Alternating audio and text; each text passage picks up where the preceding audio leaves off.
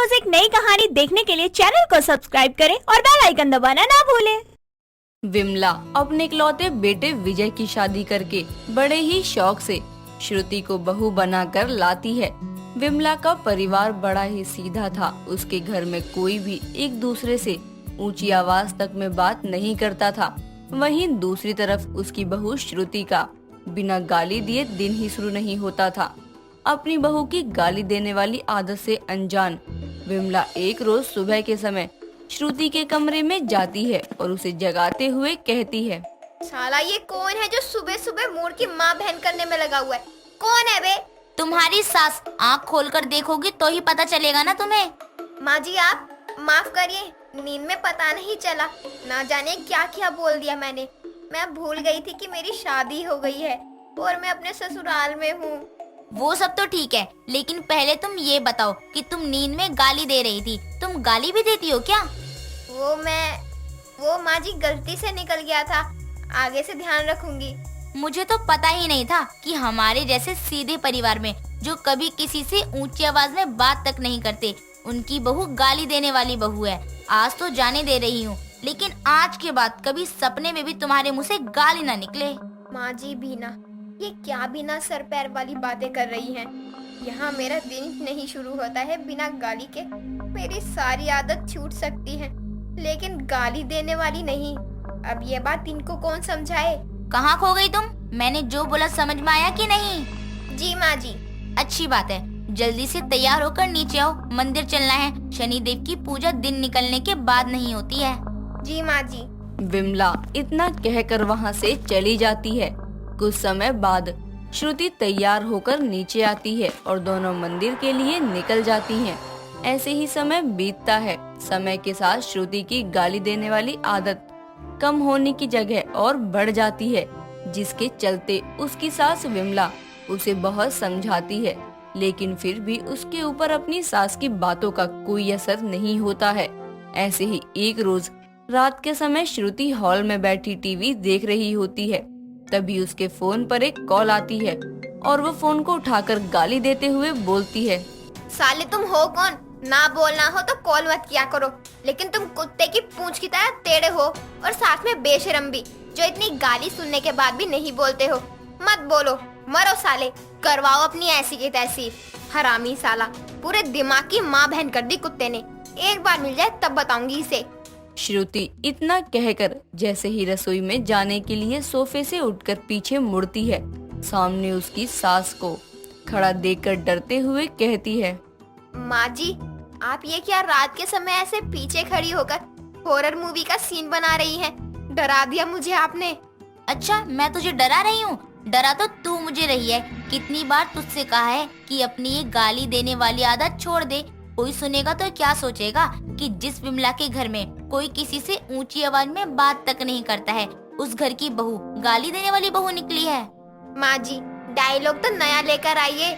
जब से मैं इस घर में आई हूँ तब से आप मुझे यही डायलॉग सुना रही है।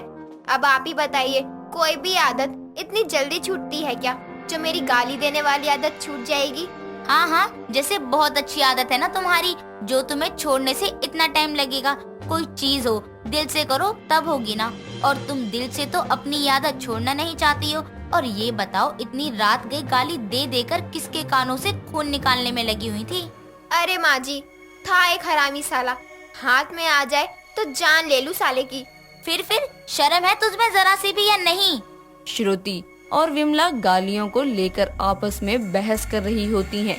तभी उनकी आवाज सुनकर श्रुति का पति विजय वहां आता है और अपनी माँ और बीवी को देर रात बहस करते हुए देखकर कहता है, क्या यार, ऑफिस में ऑफिस वाले बजा कर रखते हैं, घर में इन दोनों औरतों ने जीना हराम कर रखा है। क्या परेशानी है आप दोनों को, जो इतनी रात को पंचायत लगा रखी है?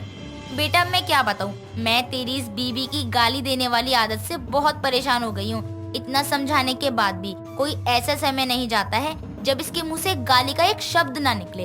अभी भी इतनी रात को भी पता नहीं किसको भर भर के गालियाँ दे रही थी। श्रुति, माँ सच कह रही है क्या? वैसे तुम इतनी रात गए किसको गालियाँ दे रही थी? मेरी कोई गलती नहीं है।